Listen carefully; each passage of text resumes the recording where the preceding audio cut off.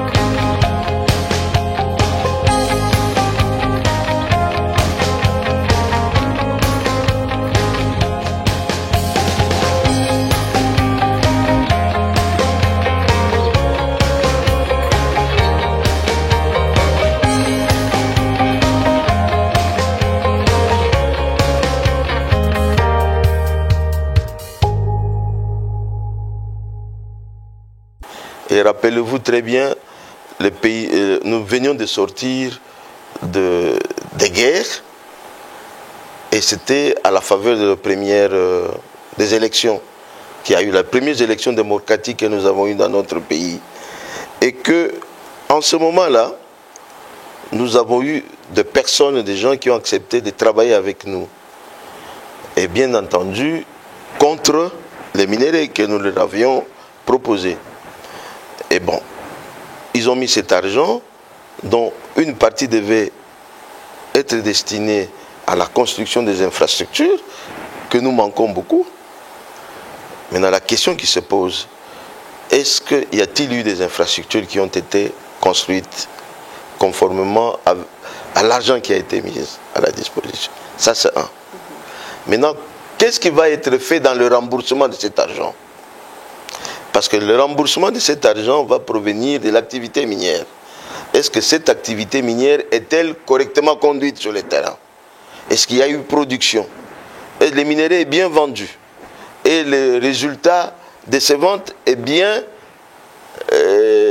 consacré au remboursement de l'argent? C'est la deuxième question que les gens doivent se poser. Troisième question aussi, c'est en fait, est-ce que les conditions de prêt que nous... Est-ce que ce sont des conditions favorables ou non? Rappelez-vous, il ne faut pas avoir une mémoire assez courte. Au départ, on avait envisagé un montant énorme de 10 milliards de dollars.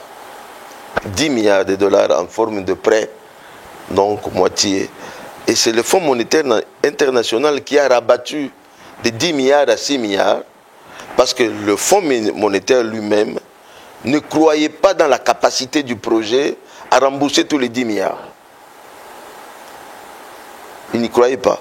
On a ramené à 6 milliards, dont 3 milliards qui devaient être consacrés aux infrastructures essentiellement. Ça, c'est l'objet du contrat. Mais comment rembourser les 3 milliards là? Il faut avoir une activité. Ce n'est pas les mines contre, comme on dit, les mines contre comme on dit. Mais non, il fallait avoir une activité, et cette activité qui doit rembourser les 3 milliards. Or, cette activité, pour la commencer, vous avez besoin aussi de 3 milliards pour y investir. Donc, ça fait au total 6 milliards. Maintenant, la question que nous devrions nous poser en tant qu'experts, est-ce qu'on a dépensé effectivement les 3 milliards pour développer les mines? Et dans ce que nous avons dépensé, parce que pour qu'on ne rembourse pas, c'est qu'on n'a pas tout à fait. C'est ça le problème. Maintenant, deuxième question, le taux d'intérêt qui a été appliqué, était-il un taux d'intérêt qui soit attractif pour nous? Ça, c'est la deuxième question que les gens devraient se poser lorsqu'on analyse ce contrat. Et troisièmement, est-ce que les investissements tels que c'était prévu, ces investissements ont-ils été réalisés? Voilà, c'est à partir, lorsqu'on va répondre à ces questions, qu'on jugera que ce contrat est léonin ou ne l'est pas. Mais j'ai fait noter que ce contrat est arrivé. C'est le seul contrat qui nous a permis d'accéder à un montant aussi important d'argent après que nous soyons sortis de la grande dette dans laquelle nous étions.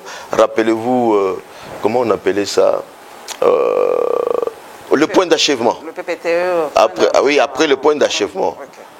Okay. Et ça, vraiment, je ne me souviens pas dans l'histoire économique de la RDC que la RDC ou Zaïre comme tel obtenir un prêt aussi important que celui-là. Les questions ne font que fuser. Cette question par rapport au Rwanda, les gens m'ont dit de vous poser. Est-ce qu'aujourd'hui on dit que le Rwanda est producteur de coltan et tout et tout? Alors je se pose la question. Ça peut paraître terre à terre, mais j'ai un expert avec moi. Est-ce que le Rwanda a du coltan dans son sol, de l'or et d'autres minerais que nous avons? Vraiment, c'est une question. Parce que les gens ne comprennent pas que le Rwanda devienne aujourd'hui le centre où tout tourne, le centre d'affaires par rapport à l'exploitation des minerais à l'est de la République démocratique. Bon, écoutez, pour répondre à votre question, je vais y répondre en 2 temps. Ok. Me référer à la géologie. Et il faut que les gens se mettent en tête que bien que le territoire du Rwanda soit un petit territoire par rapport au nôtre, ce territoire, il a la même géologie que le nôtre. C'est à peu près... C'est à peu près ce que vous êtes en train de voir sur la carte. Okay. Tout ce terrain-là se prolonge au Rwanda. Si chez nous, il y a les minéraux, ce type de minéraux, donc, il doit y avoir nécessairement chez eux. Mais comme chez eux, c'est un petit territoire, on peut s'attendre qu'il n'y en ait pas beaucoup. Ils ont des mines de coltan. Ils peuvent avoir des mines d'or aussi. C'est comme la Zambie aussi. Et la Zambie, ils ont les mines de cuivre aussi. L'Angola aussi. Oui. L'Angola aussi, donc à forcerie. Oui, parce que l'Angola aussi a des prolongements. Donc tout est lié à la géologie. Le Rwanda est quelque part aussi. Mais qu'il soit un grand producteur par rapport à nous, ça il faut examiner ça autrement. Est-ce que c'est en matière d'organisation? Je vous ai dit ici, ce que le Rwanda exporte aujourd'hui comme coltan, je ne sais pas d'où... C'est notre coltan ou pas? C'est la grande question. C'est une question fondamentale. Mais nous notons qu'en même temps, nous n'avons aucune société formelle qui fait le coltan chez nous. Aucune? Aucune. C'est aucune société qui fait le coltan. Aucune. Mais ça sort d'où? Donc ça sort de façon... L'exploitation artisanale. Et frauduleuse. Exactement, l'exploitation artisanale. Illicite, dont on parle souvent. C'est ce qui alimente l'industrie. Si aujourd'hui on suppose que le Rwanda en exporte beaucoup. L'effort que nous aurions dû faire, ce que je disais avant, c'est d'arriver à formaliser d'abord l'exploitation de nos minéraux chez nous, de nous organiser pour que nous soyons capables de mettre en place des structures formelles. Mais ceux qui viennent au CAMI, excusez-moi, je suis un peu abasourdi, mais comprenez, mais ceux qui viennent demander les titres miniers, c'est pas pour le coltan, c'est pour... Est-ce qu'ils disent c'est pour tel minerai ou pas? Oui, il y en a qui demandent aussi pour le coltan. Et qui sont là. Une question très pertinente que vous posez. Il y a des sociétés, mais ces sociétés doivent développer pour arriver à l'industrie. Ils doivent passer par la phase d'exploration. Et pour faire l'exploration, ils doivent être sur terrain. Pour être sur terrain, le terrain doit être pacifié. Or, vous êtes avec moi que ça fait longtemps que toute cette zone de l'Est est pratiquement envahie par l'insécurité. C'était des groupes armés partout. Comment est-ce que vous pouvez amener des techniciens, des ingénieurs, venir travailler dans ces conditions? Ils ne le feront pas. C'est comme ça que les minéraux exploités, qu'on qualifie souvent minerais de conflit, de guerre, c'est ce type de minerais-là qui se retrouve quelque part blanchis et exportés de cette manière-là. C'est possible.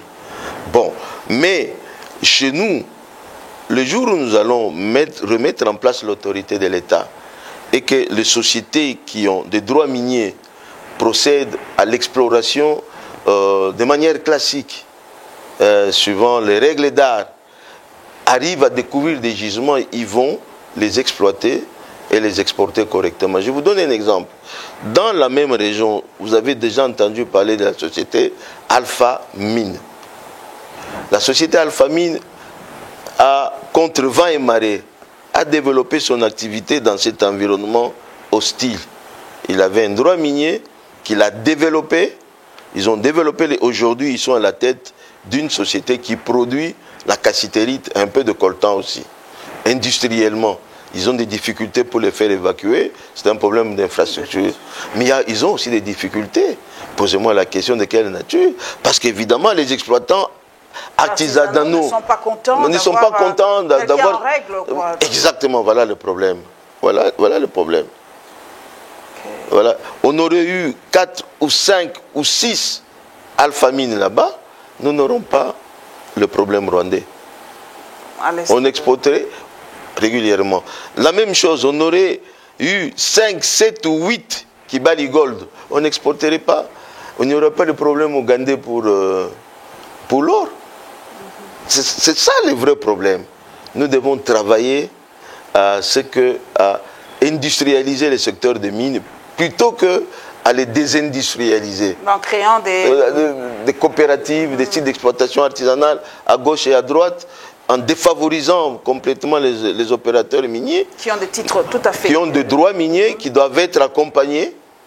Bien entendu, parmi eux, il peut y avoir des brebis galeuses. Ceux qui ne respectent pas la loi, à cela, l'État congolais doit leur retirer le droit, donner à ceux qui en ont la capacité de continuer. C'est ça le travail de régulation. Est-ce que vous pouvez arracher à quelqu'un son titre? Oui, la loi prévoit les conditions dans lesquelles on peut lui arracher le titre.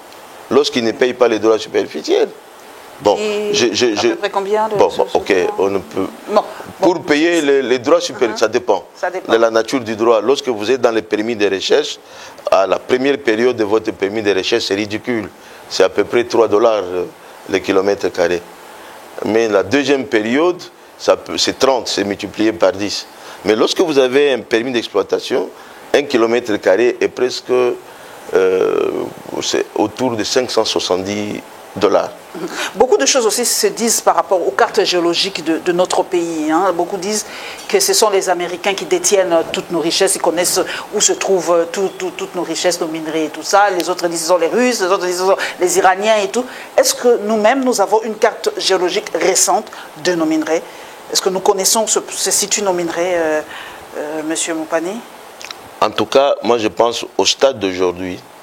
Le carte Congo, mise à jour, en fait. Oui. Au stade d'aujourd'hui, le Congo dispose d'une carte de synthèse à l'échelle de 1 sur 2,5 millions qui reprend toute l'information géologique et l'information sur les occurrences minérales. Et cette carte a été mise à jour en 2016 par les experts du ministère des Mines, les experts du musée des Tervuren, les experts du Centre de recherche géologique et minière. Et c'est sur base de toutes les informations qui existent, dont on a fait la synthèse et la compilation. Et à ce jour, on a suffisamment d'informations sur la répartition des occurrences minérales et la répartition géologique à travers l'ensemble du pays. Mais ce n'est pas tout. Si on veut aller plus loin, il faut aller jusqu'à la cartographie détaillée. Les cartographies détaillées à l'échelle de 50 à 100 millièmes, ça pourrait éventuellement apporter plus d'informations sur les potentialités du sous-sol auprès des investisseurs et ça peut les aider à investir davantage. Je vous donne un exemple. Aujourd'hui, nous sommes en train de parler de Kamoa Copper. Kamoa Copper. L'histoire de Kamoa Copper, c'est un success story, comme on dit. C'est un success story du code minier de 2002.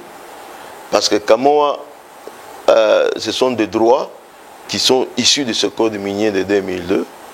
qui ont été mises en conformité en 2003, je me rappelle encore très bien, et que juste, ça va faire à peu près, en un laps de temps d'environ 15 ans, ils ont découvert un gisement très important de cuivre. Les spécialistes disent que c'est l'une des plus grandes découvertes de ce siècle. Arriver à découvrir 50 millions de tonnes de cuivre. On a amélioré les réserves chez nous en termes de réserves suite aux efforts d'exploration. Et tout simplement parce que quelque part, il y a un investisseur qui a cru dans le code minier, il y a un investisseur qui a été sécurisé par les cadastres miniers, un investisseur qui a été correctement suivi par l'administration des mines, il est arrivé à ces résultats là-bas. Et si nous faisions ces exemples sur 10 entreprises, nous serions vraiment le vrai scandale géologique, car nous sommes convaincus, à ce jour, sur base des informations qui existent, il y a encore des potentiels, il faut creuser davantage, comme le disait La Fontaine, il disait à ses enfants, c'est labourer, oui, le secret dans le travail. Dans le travail, oui. Question directe, Jean-Félix Moupani, scandale géologique ou jungle géologique? Les deux. Scandale géologique parce que nous avons tout chez nous. On a l'essentiel des métaux les plus recherchés. Métaux de base. Je ne sais pas s'il y a aussi les métaux ferreux. Je ne sais pas si les gens savent que le Congo peut être producteur de fer. Nous disposons de réserves très importantes de fer. Et je rappelle toujours que l'acier, l'industrie de l'acier a toujours été à la base du développement des grandes civilisations. Ça a commencé aussi avec eh bien, et on est à mesure de faire ça le jour où nous allons mettre en place une politique cohérente d'exploitation de nos ressources. Bon, nous avons tout ça. Je ne cite pas les diamants, je ne cite pas la cassitérite. Aujourd'hui, les gens parlent de minéraux énergétiques. Donc, ce sont les types de métaux ou de minéraux industriels qui servent essentiellement dans la fabrication des batteries à lithium-ion. La nouvelle génération de voitures électriques qui pourront... Bon, tout cela est regroupé dans ce qu'on appelle les minéraux énergétiques. Bon, terres rares, vous avez le lithium, vous avez le cobalt. Mais ça, nous les avons. On peut, à ce titre, on peut dire que nous sommes un scandale géologique. Maintenant, je vais revenir sur un aspect de votre question. Quand on dit les Américains savent. En tout cas, les Américains n'ont pas d'autres informations sur la géologie et la répartition, la minéralisation que nous avons. Mais par contre, ils disposent suffisamment de moyens pour penser que nous pourrions en avoir un peu plus. Tout simplement à partir des instruments qu'ils disposent, notamment les satellites qui montrent qu'il y a des endroits potentiellement pas riches, mais potentiellement où il est possible de trouver encore d'autres nouveaux gisements. Okay. Et on peut, par des calculs de probabilité, penser qu'il peut y avoir autant de ressources. Regardez, les Américains ont fait ça pour l'Afghanistan. Exactement. Vous avez entendu, on a cité l'Afghanistan autant de réserves. Ils ont fait ça, et aussi pour le Congo.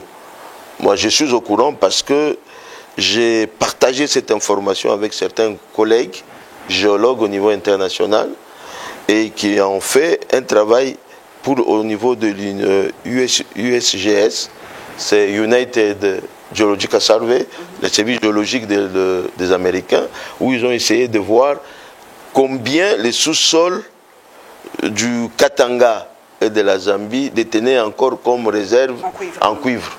Ils sont arrivés autour de 200 millions de tonnes. De tonnes de cuivre.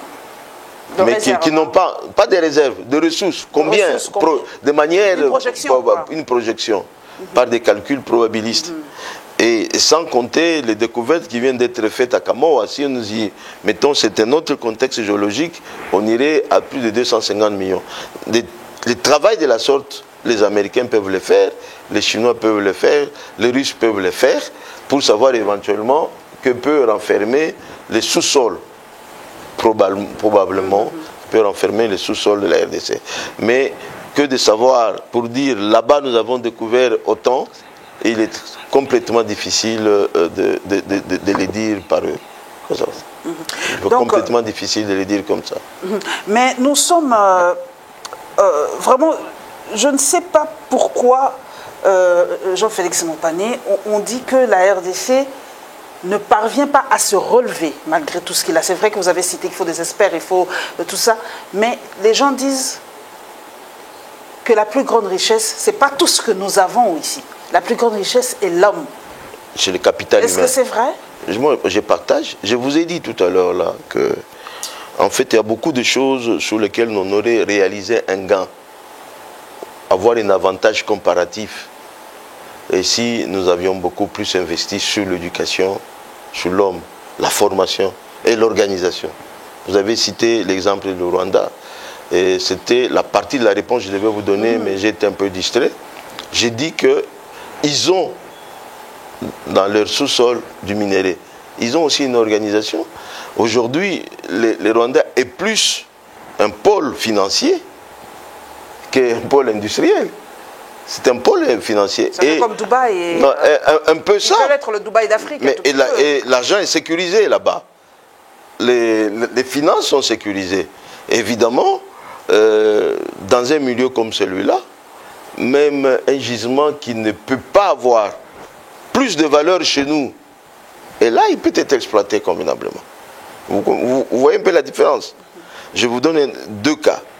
J'ai un gisement A qui contient 100 000 tonnes de cuivre, à une teneur de 10%. Et ça se trouve dans un environnement désorganisé. Mais de l'autre côté, j'ai un gisement de cuivre de 50 000 tonnes avec une teneur de 2%. Où j'ai l'infrastructure, j'ai l'énergie électrique, les financements sont là. C'est celui-là qui va être mis facilement en exploitation que le plus gros gisement que moi j'ai. Les capitales humains, l'organisation est très importante. Et en cela, nous avons fait des grands pas en mettant en place des textes qui organisent les secteurs. Maintenant, allons plus loin avec les réformes. Réformons les administrations. Formons les gens pour que nous puissions être capables de récupérer, de maîtriser l'activité minière chez nous. Qui ne soit pas en dehors de la loi, que ce ne soit pas l'activité illicite. Qu'on ne trouve pas de bouc émissaire pour rien. Et le bouc émissaire, il n'y en a pas. Le bouc émissaire, c'est nous-mêmes. Organisons-nous. Je profite vraiment, comme j'ai le numéro 1 des Camille avec moi, je vais poser toutes les questions possibles. Oui. On nous dit que toutes les provinces de la RDC sont riches en minerais. Alors j'aimerais savoir si c'est la vérité, parce qu'on a l'impression que tout est concentré à l'est. Quand on dit toutes les provinces, les 21, les nouvelles... Revenons à la formule 11, parce que le 21, c'est trop compliqué. Est-ce qu'au Bandundu, y a-t-il des minerais? Au Bas-Congo, province orientale, est-ce qu'il y a des minerais partout en RDC? Je peux vous dire, des minerais, il y en a, mais je peux aller même plus loin. S'il y a des gisements, c'est plus important. S'il y a des gisements. Bon, je commence par exemple ici. Le Bas-Congo. Le Congo central peut être producteur de cuivre. Ça, vous le savez. Il y a un gisement de cuivre qui est en développement là-bas. Qui avait été exploité à l'époque par Bamako, mais qui est maintenant en développement. On peut aller même plus loin. Il peut produire du vanadium. Vanadium. Voilà. C'est quoi le vanadium? Le vanadium, parlons des téléspectateurs. Le vanadium, c'est un minerai qui sert à quoi? C'est un minerai qui entre dans les alliages. Dans les alliages. Dans les alliages, qui est aussi, il n'est pas, qui est très recherché pour les alliages qui résistent beaucoup à la chaleur. Bon. Le Congo a toujours été connu pour les diamants. Oui, le Congo, c'est dans les Bandundu. Les Kasaï, n'en parlons pas. Est-ce qu'il y a encore des diamants, puisqu'on n'entend plus parler de diamants industriels ou de joaillerie? Est-ce que l'Amiba produit encore des diamants? L'Amiba a commencé à reproduire, mais une bonne partie de la production du diamant se fait par Sassim, une société qui est au Kasaï. L'Amiba est par terre, c'est comme la Jacamine, l'Amiba c'est dans le même... Elle cherche à se redresser. Elle est partie, elle cherche à se redresser, ça il faut le signaler. Et quand vous allez plus au sud, c'est... l'éternel Katanga, l'ancien Katanga où il y a tout, le cuivre, le cobalt, les zinc, le plomb, tout ce que vous pouvez trouver, germanium.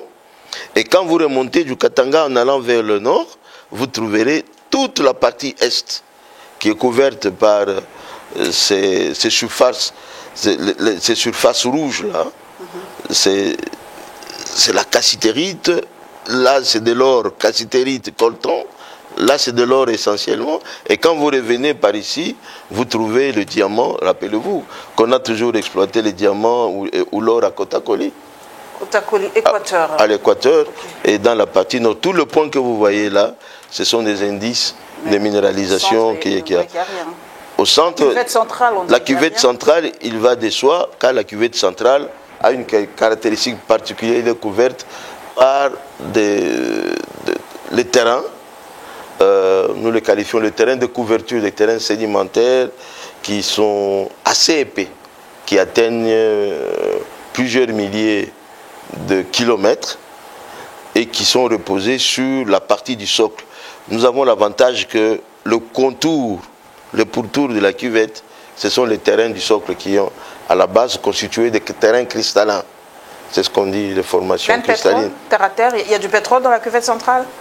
C'est ça que les gens disent, on dit qu'on a plein de pétrole. Le Congo peut être le Koweït de l'Afrique, c'est comme ils disent. Il y a des formations susceptibles d'être des roches-sources pour le pétrole. Il y a aussi, on a pu identifier des structures qui peuvent constituer des pièges pour le pétrole. On a aussi identifié aussi des formations qui peuvent constituer des réservoirs pour le pétrole. Mais l'ensemble de tout ça, c'est ce qu'on appelle prospect pétrolier. Il y a plusieurs prospects pétroliers sur lesquels il faut aller travailler pour arriver à confirmer l'existence du pétrole. Mais vous savez, je vous donne c'est presque 1 million de kilomètres carrés. La cuvette centrale.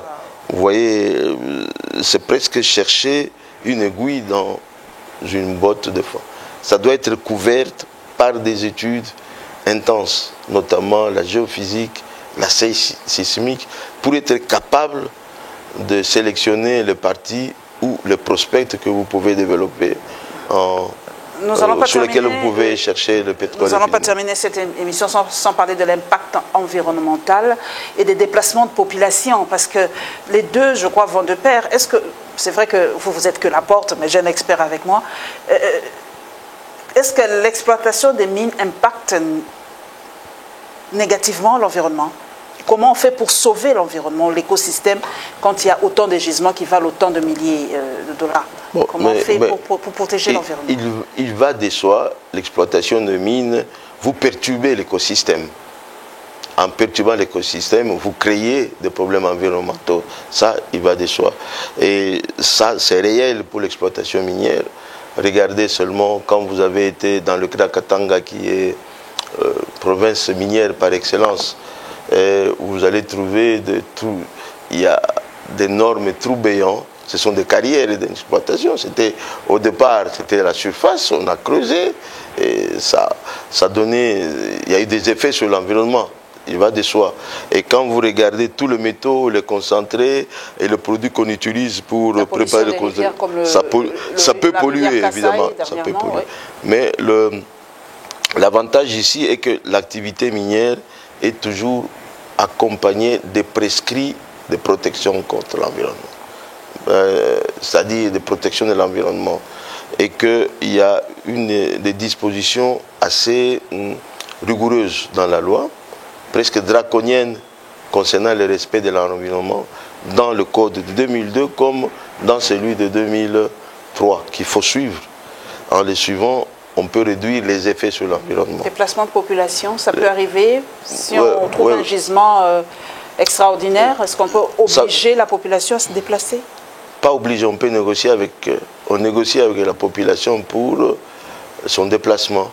Et quand on négocie, cela signifie on envisage l'indemnisation possible, correcte et juste. On peut arriver à... c'est question d'arbitrage. C'est un problème d'opportunité. Lorsque vous avez un village entier ou une zone occupée par 10 000 personnes, et sur les 10 000 personnes sont tous des gens qui s'adonnent à l'agriculture. L'agriculture vivrière, par exemple. qui n'est même pas l'agriculture d'exportation. Ils cultivent juste pour manger. Et que du jour au lendemain, quelqu'un qui faisait l'exploration, il trouve que l'endroit précis renferme des réserves importantes de cobalt. Un exemple. Et que vous allez essayer de peser le pour ou contre pour regarder qu'est-ce qui est avantageux, c'est garder cette population sur place, continuer à faire la culture vivrière et perdre les revenus que vous pourriez avoir éventuellement avec les réserves de cobalt qu'il y a, ou bien vous dites tout simplement que je déplace la population, nous prenons des précautions pour préserver l'environnement, on les indemnise, on leur donne une indemnité juste et on exploite pour le bien et le futur de ces populations-là. C'est une question de politique. C'est ça, il faut savoir analyser l'opportunité. Est-ce que le CAMI travaille avec les chefs coutumiers? Parce que vous deux, vous avez la terre. En fait, vous êtes celui qui détient la terre pour donner des espaces aux exploitants. Eux, ils détiennent la terre comme Mabélé Nabango, quoi. Est-ce que vous travaillez en symbiose avec eux, avec attendez, les chefs coutumiers? Je vous ai dit ceci. Nous sommes un établissement public. Nous avons été créés par une loi. Okay. Et cette loi vient de la Constitution. La Constitution dit les sols et les sous-sols appartiennent. On le sait. Mais dans la vie pratique, les chefs coutumiers sont là. Ma démonstration va loin. C'est-à-dire que, en fait, au jour d'aujourd'hui, le vrai propriétaire, c'est l'État congolais. Donc c'est vous, c'est moi, c'est eux, c'est tout le monde. Ça, c'est vrai. Il y a des autorités coutumières qui gèrent la terre. Voilà pourquoi la loi minière a prévu, lorsque vous voulez développer une activité, ce n'est pas les CAMI, mais il appartient à l'opérateur qui veut développer une activité, que ce soit l'activité d'exploration ou l'activité d'exploitation, qu'il puisse entrer en contact avec les responsables terriens, discuter avec eux, leur expliquer les biens fondés du projet et leur dire exactement qu'est-ce qu'ils peuvent attendre de ce projet pour obtenir les quitus. En anglais, on appelle Social License. Ce n'est pas un papier, nous donnons la licence, les certificats là. C'est une licence que nous signons. Mais tandis que la population locale, les chefs coutumiers et les autres, vous donnent la licence sociale, donc le droit d'opérer. Donc vous allez opérer avec leur accord. Voilà pourquoi vous voyez dans la culture africaine, vous devez aller les voir pour leur offrir des colas, pour qu'ils... C'est ça, les social licences. C'est vraiment quelque chose que j'ai entendu, je ne sais pas si c'est vrai. Est-ce que le chef coutumier va limiter la mine? Diamant et les autres. Ceux qui est-ce que ça arrive? Non, non. On en a entendu parler, je ne sais pas. Ça, c'est la tradition qui dit. Moi, je suis géologue. En tant que tel, je dis. Non, mais ça ne peut pas arriver. Ça ne peut pas arriver. Si la minéralisation est là, elle ne peut être qu'elle là. Personne ne peut la faire bouger. Même d'une façon mystique? Non. Même, donc, je vais vous poser une question. Peut-être cette question, elle est très théologique. Qui a créé la terre? Je crois que c'est Dieu. C'est Dieu. Est-ce qu'il peut y avoir de plus mystique que Dieu? Il n'y en a pas. Il ne peut pas y avoir de plus mystique que Dieu. Mais si Dieu a créé la terre, il a mis sous ce territoire-là, il a mis un granit ou des roches métamorphiques, il a mis une telle altération là-bas. Personne d'autre, il n'y a pas quelqu'un qui est plus puissant que lui qui a mis ça là-bas. Nous sommes presque à la fin. Je sais qu'aujourd'hui, le CAMI est très bien coté dans les instances internationales, en tout cas, la Banque mondiale, nous citons qui est celui-là. Est-ce que vous avez des projets par rapport, des perspectives par rapport à votre avenir? Énormément, il y a des projets que nous devons faire. D'abord, je veux dire ceci. Notre rôle principal, c'est celui de tenir les registres des droits miniers, de les tenir correctement, de veiller à la validité des droits. Et vous avez posé beaucoup de questions qui expliquent aussi le rôle du CAMI en aval. En aval, le CAMI, c'est aussi l'arbitre qui peut être là lorsqu'il y a un conflit entre les chefs coutumiers et les autres pour leur dire voilà ce que dit la loi.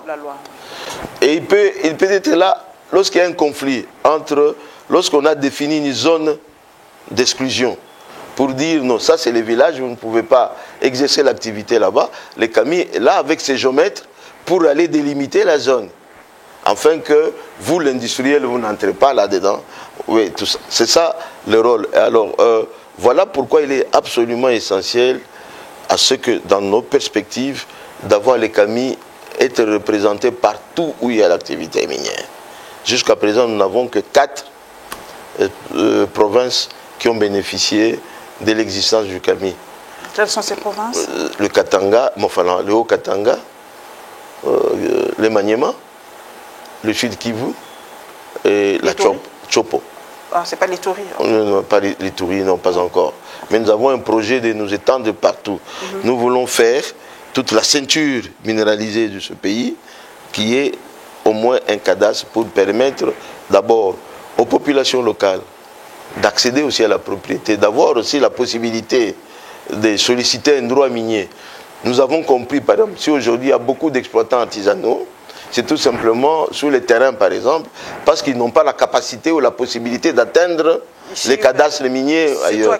S'ils veulent avoir un carré où ils veulent travailler. Donc il est absolument nécessaire de faire un cadastre de proximité, amener les cadastres là pour permettre à ceux-là d'accéder aussi à la propriété minière.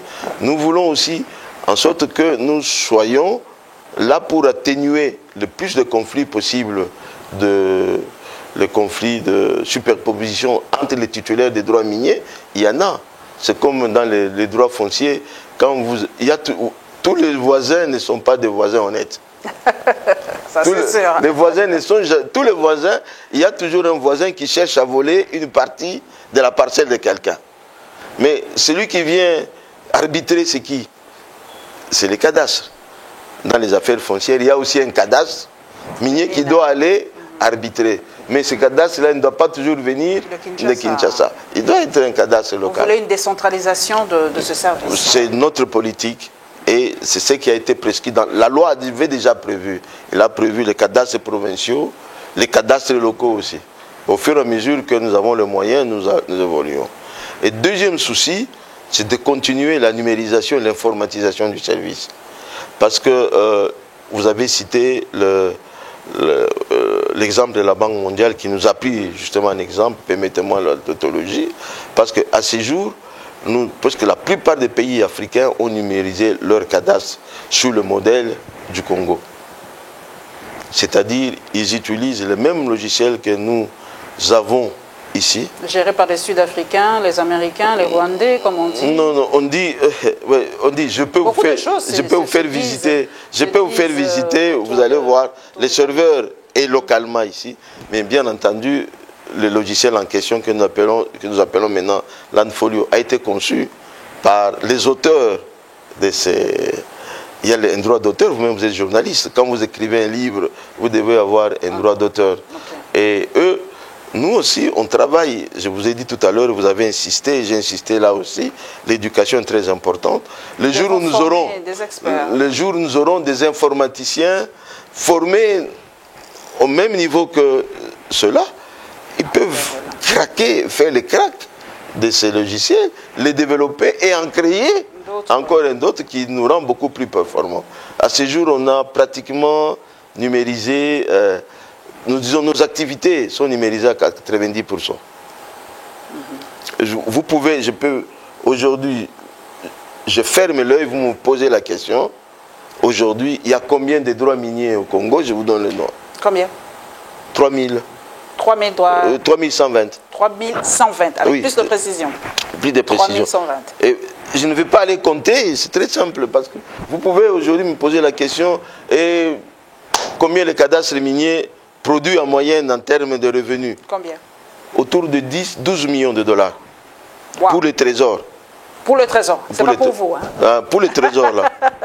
Et je cache, parce qu'on dit que je suis trésor, pas que je cache pour le Kami, parce que demain je peux avoir des bandits chez moi pour dire non, voilà ce monsieur, il réalise autant. Non, ça c'était pour blaguer. 12 millions pour le trésor et 12 millions pour les Kami. Annuellement. Ça fait à peu près 24 millions. Et je vous renvoie dans l'histoire de ce pays c'est la première fois, avec le nouveau code minier en 2002, que les domaines miniers génèrent des revenus pour participer au budget de l'État. Et vous pouvez comparer ces revenus avec les revenus du cadastre foncier ou des titres fonciers. Vous êtes parmi les meilleurs. Non, non, vous pouvez, parce qu'on a organisé. Ouais, de l'organisation. Ah bon, et vous aviez parlé du Rwanda tout à l'heure. Je veux aussi dire que le Rwanda, c'est aussi...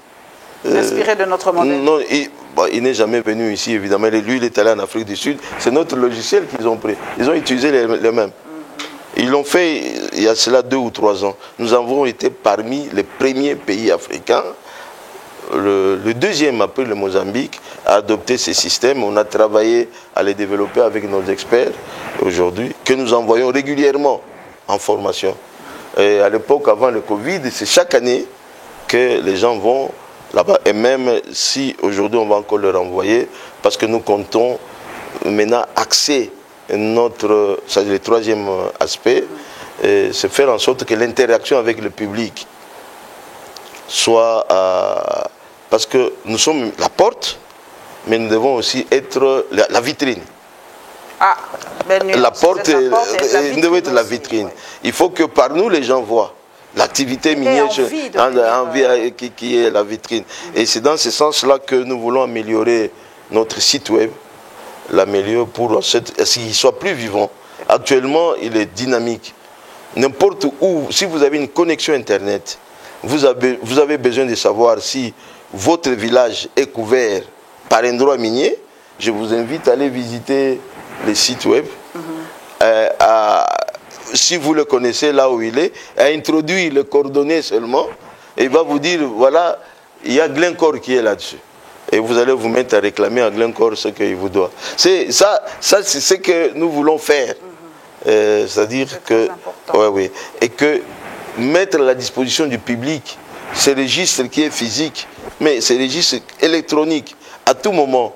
Et nous travaillons là-dessus avec l'ITIE, justement. l'ITIE. Il n'y a pas de problème avec l'ITIE. Hein? Non, nous n'avons pas de problème. C'est vraiment la transparence. Nous collaborons beaucoup avec l'ITIE. Et nous encourageons aussi l'ITIE à continuer sur sa voie. Et maintenant, ce que nous sommes en train de faire comme travail avec eux, c'est de faire en sorte que les personnes que tout soit transparent, que l'historique des titres apparaisse à travers les sites web. C'est-à-dire, lorsque vous regardez un droit minier, vous pouvez aller sur un lien qui vous dit, voilà, ce droit appartenait à la GECAMINE. Et le titulaire, c'est telle société. Oh, et après, il a été cédé à qui? Parce que là, nous avons beaucoup de problèmes. Le cadastre foncier nous le montre déjà. Justement, et nous voudrions arriver... C'est encore quelque chose qui doit se faire. Je crois que nous sommes en train de travailler avec nos informaticiens avant d'aller plus loin pour demander merci, aux autres je crois que nous avons vraiment fait le tour de la question. Est-ce que vous avez un message en lingala? Puisque moi, mes téléspectateurs aiment bien cette langue. Est-ce que vous avez un message de Camille par rapport à cette population qui aimerait bien vous écouter un peu en lingala? Donc, il faut que les cadastres miniers, ce n'est pas le cadastre minier qui a amené les Chinois. Et Bissode Tomemi va Chinois. Bissopé, Tozo Kamon, Ndeng Batoana, Bazo Kota, Po Batoana, Baza Mikanda ya Kamite. Bazo Kota Nzela na Bango, Nzela wana, des gouvernements, il faut ayeba, Nzela Nini. Natango Bazo ya, Eza Bango Kakate, Baza na Bandeko na Biso ba Congolais, Bazo Salisa Bango, Bazo Salisana. Et nandenge wana minéraux na biso mingi ezokende cobalt ezokende or ekei à gauche ekei à droite au lieu ekota na kati ya budget na biso emata. C'est ça le problème.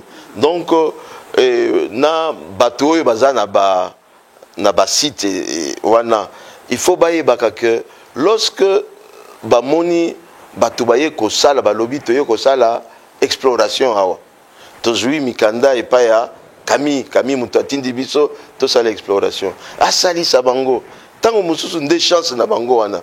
Mais qui savait que Batoyo Yakamoa, Baniaka Bazala, Lelo Bazala, Barish Nege Bazali. na lobby ba riche pour nini parce que na production comme moi ko banda ko sala bango ba banda ko zoa régulièrement c'est-à-dire à toute exportation ils ont 15% de redevances.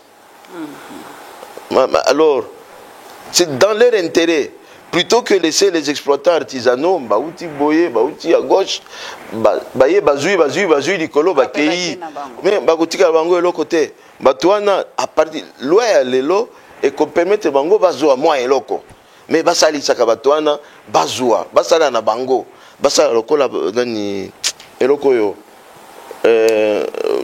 na bisi nani alpha mina salaki wana nde mboka na biso kotomboama voilà. Merci papa. Merci. Jean-Félix Mopane, en tout cas au Sali Tour, vous avez suivi, on avait vraiment toutes les questions posées, on a eu le temps de le poser.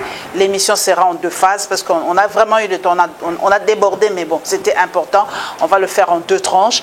Et merci parce que toutes vos questions, en tout cas les questions ont été posées et vous avez eu droit à tout. On a levé le voile, le mystère autour du Camille. Le message clé est que ceux qui ont les documents qui proviennent du Camille, eh ben, aidez-le à travailler et faites en sorte que cela se développe parce que c'est dans notre intérêt. Monsieur Mopane a mis l'accent sur la formation et l'éducation, c'est ce qui nous manque. Et moi, je l'ai toujours dit, c'est ça le vrai génocide congolais. Si on n'a pas une bonne formation, on n'a pas une bonne éducation, le pays se meurt.